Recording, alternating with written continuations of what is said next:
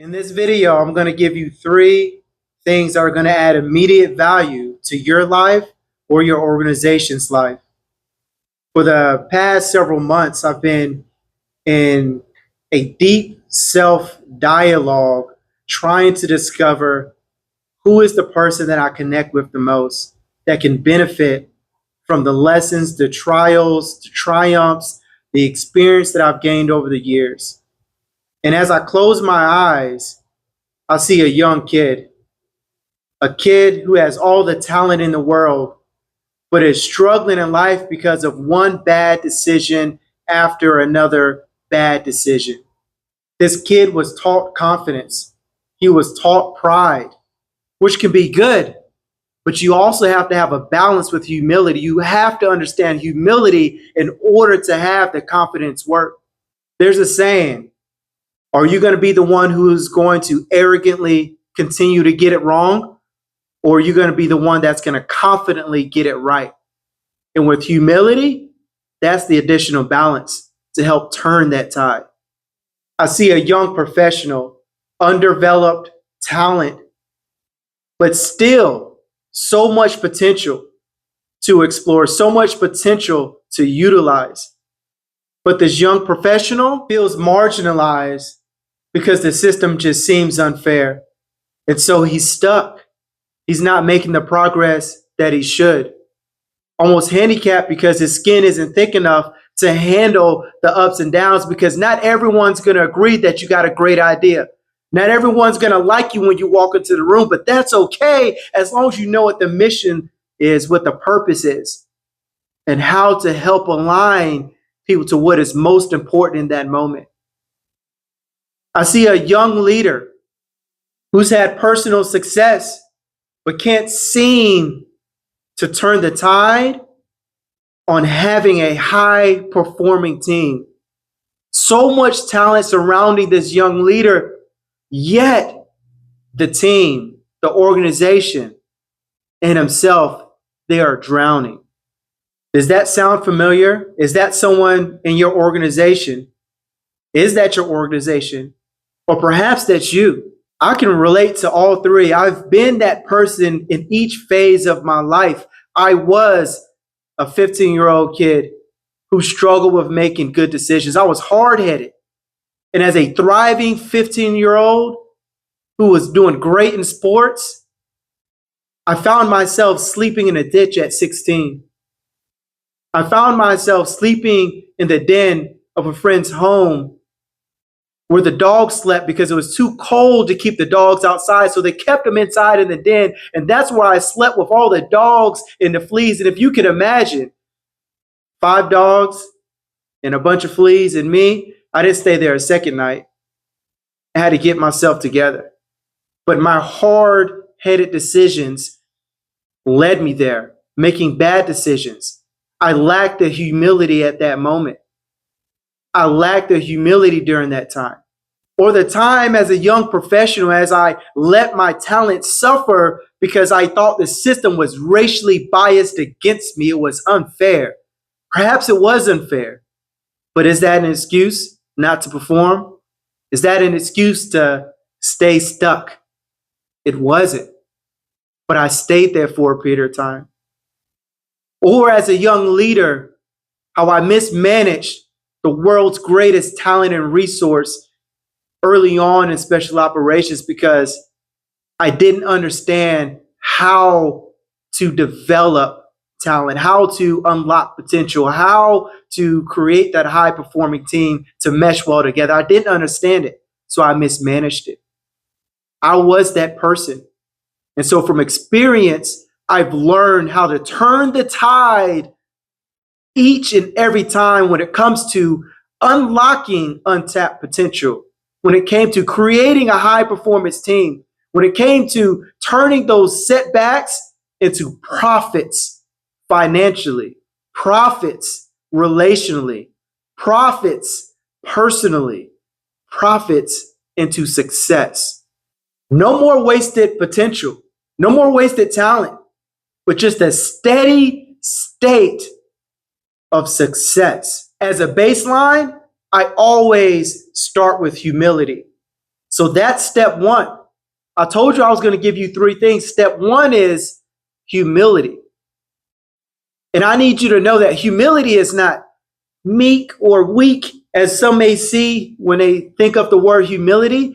Humility is a bold declaration that I know my talents, I know my strengths, I know my potential, I am aligned with my purpose, yet I am going to submerge myself into an environment that is created for learning. I am open to development. I am open to creating a learning environment so I can grow. That's what humility says. I want to grow. I need to grow. I am going to work with whoever and whatever is around me in order to grow. That's humility, my friends. Humility says, teach me because I want to become better, which leads me into step two. Step two is you have to know and study yourself. Too many people gloss over emotional intelligence, but you can't ignore it, my friends, because you have to study and understand yourself. You have to know what self-awareness is. How do things land on you? You have to understand self-management. How do I manage my reaction to a certain situation, to a certain word, to a certain sentence, to a certain environment? Social awareness, what is going on around me and how does that impact everything else? And then relationship management, how am I managing all of those relationships that are important? You can't ignore emotional intelligence. I want to give you an example. Well, I'm going to give you two examples to help bring this home of where I'm coming from with emotional intelligence. Years ago, has anyone heard of Food Lion? You probably have. Maybe you haven't, but it's a grocery store, much like other grocery stores. But I worked there as a young teenager. And I did all kinds of things from cleaning the bathrooms to cleaning the floors, stocking the shelves, to bagging groceries, to taking groceries out to the parking lot where the older ladies would hit on me at the time, or bringing the shopping carts back inside the store. And I can remember one time I went to grab a shopping cart in order to put them with the rest of the shopping carts. And I grabbed it and I started pulling at it and it wasn't moving. It was just stuck. And I couldn't figure out what was going on with this thing. So I just pulled more and more. And I was just getting angrier and angrier as I was doing this because I was like, this shopping cart should just come out. Like, what is the problem? What is happening? Has it ever happened to you before where you went to grab a shopping cart and went to pull at it and it wasn't moving? Well, when I calmed down enough, I stopped and I paused for a moment. And all I had to do was remove the seat buckle that was connected to the shopping cart in front of it, and it came right out. And so that's what emotional intelligence tells us. That emotional intelligence helps us make sound decisions. It helps us say, what else is going on here? And it helps us to say, you know what? Let me look at this objectively instead of through my own emotions. Emotions are good, but they have to be utilized and employed the right way. Same with strengths and weaknesses. But you have to understand yourself and how you evolve into emotional intelligence in order to utilize it. Here's another quick story about Kobe Bryant. I love Kobe Bryant. God bless him and his family and all those who loved him. He was a legend. And Kobe Bryant was in a game. He hurt his right arm. And so he couldn't use his right arm for the rest of this game. So he switched over and started using his left. In this game, Kobe Bryant scored over 30 points. He knew they had to win this game in the playoffs. He knew what was at stake. But what is astounding to me is that he did not wait until that game to say, you know what, now I have to utilize another tool or I have to utilize another route in order to still have a positive outcome. He worked on his weaknesses along the way. He developed his strengths and his weaknesses. Too many people focus on only developing strengths or only developing their weaknesses, but you have to be able to do more. You have to be able to do both. And to do that, you have to understand what those strengths and weaknesses are. You have to study yourself. You have to understand yourself. So that way, when the moment arrives, you can employ your strengths and weaknesses accordingly. Because sometimes, depending on the environment, your strength can become your weakness if it's used the wrong way. I hope you heard that. Your strength can become your weakness if it's utilized the wrong way. So you have to understand how to employ and utilize your strengths and weaknesses in the environment that you're in, my friends. And that leads me to step 3, because I told you I was going to give you 3 steps that are going to bring immediate value to your life or your organization's life. Step 3 is you have to believe. No matter what the situation is, you have to believe in the cause, because the situation is going to become difficult at some point. It's going to become challenging at some point. So expect it. Be prepared for it, because it's not going to be easy all the way. There may be moments that are simpler than others, but there are going to be certain complexities that you have to overcome. So are you prepared with your belief in the cause? Because if you are, then others around you are going to believe as well.